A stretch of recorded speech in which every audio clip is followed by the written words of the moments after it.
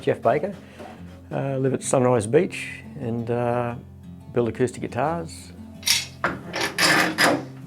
Started building acoustic guitars in 2010.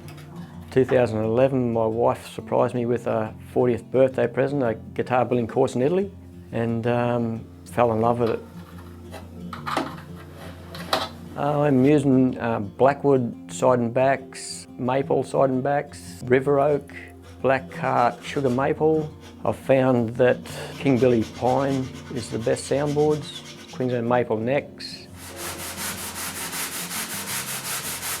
I think buying the blocks of timber and knowing that you're going to create a beautiful musical instrument out of it is just something else.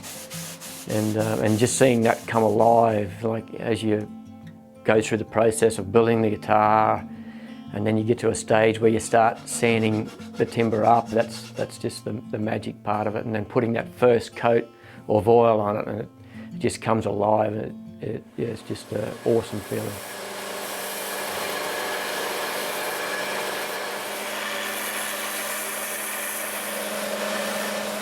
I always learn something new every time I do one. Just thicknesses, bracing layouts, every piece of timber is not the same. So when you first strum that guitar, when you've completed it, they're all different. You get a different sound out of every guitar. Sugar maple, and it's insane, eh?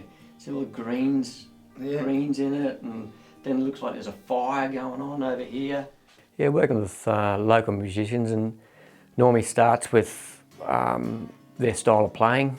Do they prefer a cutaway, a bigger body shape, smaller body shape, setups according to their style of playing again, whether or not they want action higher or lower according to their style, and picking correct timbers to suit the sound that they're after. That's how it generally starts. And customise them to suit their needs. You see, I fell in love with Satan's sister, and oh, he's coming after me. There was fire when I kissed her.